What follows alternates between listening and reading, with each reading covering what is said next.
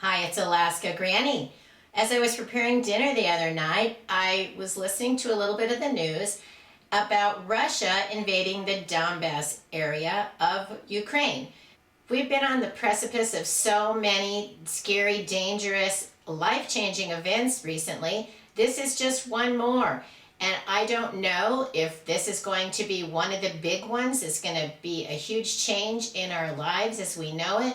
I did feel the same sensation in my stomach when the pandemic broke out, that guess what? This could be one of those opportunities to finish stockpiling, fill in your prepping supplies, your prepper pantry, get the things that you can still find and afford before who knows what happens next. So I finished dinner, cleaned up the kitchen, got in the car, and went to Walmart. I was surprised that the Walmart was basically empty of customers. There weren't any shoppers in there, and I thought, okay, this is one of those warnings. Everything hasn't just gone over the top, but it could within a few days. And then there could be crowds, there could be problems. And as we wake up and see the news going on in all of Ukraine, it's true. Fighting has broken out all over Ukraine. People are lined up to try to get gas, food, all of the needs that we care about, and that's one reason why we're preppers. We try to not be in those lines by stocking up ahead of time. So I considered this a topping off my prepping supplies just to make sure, and let me show you the things that I bought so that you can see if those are things that maybe you want to add to your stockpile too. Plastic bags can be hard to find, so I got some Ziploc gallon and quart size bags in big boxes. I bought the biggest box of the most heavy-duty, largest black plastic bags that I could find. These have so many uses. I made a video about how you can use black plastic bags. I'll put a link to that. So in case you're wondering why would I want so many, there are a lot of reasons. So I'll put a link to that video so you can see more about it if you would like. If you think back over the last 2 years, having enough cleaning supplies and being able to buy more could be a problem in many areas, so I bought a big bottle of Windex. Something I don't use often, but I like to have on hand, is the cleanser. So I bought 1 container of Comet. This one includes bleach, so it'll be extra nice to have it on hand for not only cleaning, but sanitizing. Baking soda is great for cleaning, it's great for cooking, it's wonderful for deodorizing, so I picked up the biggest bag that was available. If you can't find the ones you love the ones you can find. I found the pint-size regular mouth canning jars. That was the only size they had. They only had 3 boxes, so I chose one of these to be able to continue to process, preserve, and store food.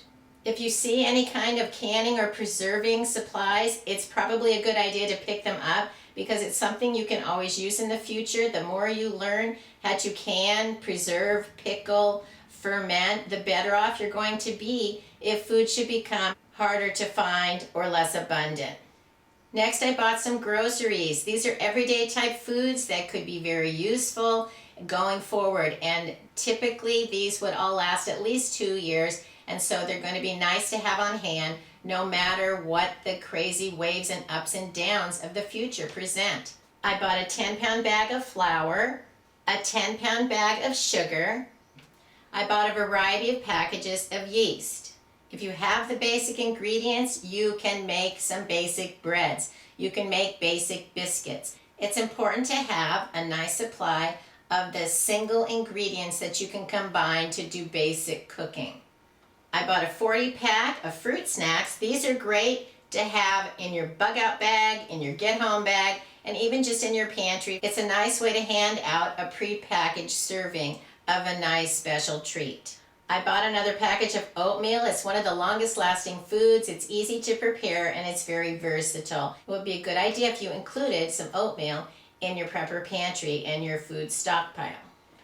For some reason, cereal has been extremely hard to find. Many varieties have disappeared and not even come back. So it's easy to grab a great big bag of a flavor that you know you like. You can pour out the contents of the bag into a Mylar bag and seal it well, and that will help you extend the life of your cereal for a couple extra years. Next, I bought several packages of the Idahoan baby red potatoes. These are so easy. You just add water and then you can top them with a can of soup, a can of chili, your homemade beef stew. You can even stir it into a soup or stew that you make to help thicken it a little bit. I store these in airtight containers and I've had them go many years past the date on them and they've still been fine and good to eat. I picked up a few boxes of my favorite crackers, the Triscuit avocado cilantro lime. I think these are just delicious and I haven't had any in a few months, so it seemed like a good idea to grab them when they were available. Walmart had the big cans of my favorite powdered milk, which is the Nido Fortificata. This is absolutely delicious powdered milk. It's made from actual whole milk and it tastes delicious. You can just stir it into your recipes. You can mix it with water and serve it as milk. And it is the only powdered milk that I've ever found that tastes just as good as regular milk. And so this is the only powdered milk that I store anymore. Plain non-fat dry milk does have a longer lifespan than the Nido Fortificata, but I never was able to disguise it in any way that made it palatable enough to any of the recipes that I added it in, nothing.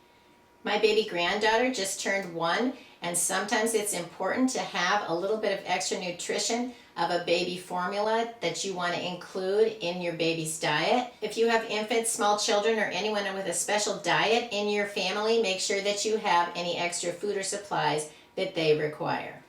Another option for milk, I picked up a few cans of evaporated milk, but I was certainly disappointed when I got home after carefully choosing the cans that they were thrown carelessly into the bag and several of them are dented.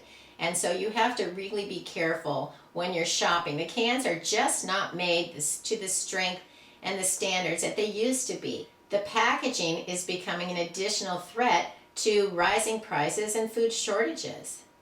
Applesauce is great as a serving by itself. You can stir it into your oatmeal. You can also use applesauce in your baking if you don't have eggs. The only dried beans available were pinto beans, which I have plenty of, but I don't have very many of the green split peas, so it was a good opportunity to pick up a few bags of these. They're so simple to just add into your crock pot with a few simple spices and things to make a big old pot of soup. These have also gone up in price. It used to be $1 to buy a pound of beans and lentils, any kind, and now these were $1.39. I bought a can of vegetable shortening, which is a generic Crisco. I don't normally use this in baking or cooking, but I do use it to season my cast iron pans. You rub the Crisco on them, then you can put them in your oven or even on your barbecue grill, and then you can season them. It's a good idea to season your cast iron once a year so that you're getting the best use out of it. I'll put a link to a video I made on how you can season your cast iron if you're interested in that. This is also versatile because you can make this into a candle. I wouldn't ever use this container because it's made out of paper or cardboard. Add a wick into a jar, add some of this into it, and then you have a candle that you have made yourself in a safe container. The Hormel Completes are nice for your bug out bag, and that's the kind of food that you want to continue to rotate. These are fully cooked and they're in a very sturdy package. You don't have to heat them up if you don't have access to a microwave. Just peel it back and eat it. Of course, they taste better if they're heated up, but they don't have to be. Sadly, these used to come in all different kind of varieties that I had taste tested a few years ago that were quite good. Most of the varieties of the Hormel Completes that I saw on this shopping trip were not something that were appealing or that I would get. But I did choose the turkey and dressing. It's not my favorite, but it was palatable, so it's something that I'm willing to eat again. That's a strategy you should always implement when you see new things. Buy one and try it if you think you'd like it. If you do like it, you can always go back and get more. Don't load up on food that no one is going to eat and you don't know if they're going to like it. You don't have to just stock up on the foods that you love. You can also find some that you like, and those might be adequate if you can't get the ones that you love. Pick up extras of things that you like to use on a daily basis. I bought some pickle relish and some cooking spray. If butter is in short supply, look for ghee. Ghee is something that some people like to make themselves, but I prefer to buy it already sealed and to put into my pantry. I bought a few boxes of the Zatarain's jambalaya. It's a nice variety way to have different foods in your prepper pantry than just plain old rice and beans. get some packaged mixes that have seasonings in them. These are great. You can add a smoked sausage, you could add one of your canned hams, you could add any kind of vegetable on the side. Even look for some of the southern style field peas and snaps. There's different kinds, all different kind of vegetables that you could serve on the side with this. I bought a few cans of mixed vegetables. I bought several cans of Rosarita refried beans, and I like this one. It is no fat green chili and lime. I think it has a really good flavor, so if you're looking for one to try that has a little different variety, check it out and see if it's one you like. I like to buy Rotel. I haven't seen it anywhere in a long time, but this was a nice surprise to find that Walmart has diced tomatoes with the green chilies already mixed in them. It's the same size can as what the Rotel is, and these were less than Rotel, which usually are at least $1, and I think these were 68 cents. So that was an extra nice find. This was a great find. They had a few varieties of the small basic Campbell's soups for 25 cents. Home-style chicken noodle, tomato, and double noodle. I've never even seen the double noodle before. And it was interesting because I saw a lady that came right behind me and she was taking whole cases of it into her cart. And I said, oh, I see that you're stocking up on this soup too. Have you tried this double noodle? And she explained to me she was buying it for a food bank because she said there are families that are suffering and kids like soup. And it was really touching to me that she was caring about others. And that is a great thing to do with foods that you have. If you can afford to give extras, do. And if you do buy something and you don't like it and you have extras of it, donate it. Don't just let it languish unloved in your pantry when there are families who could enjoy eating that food.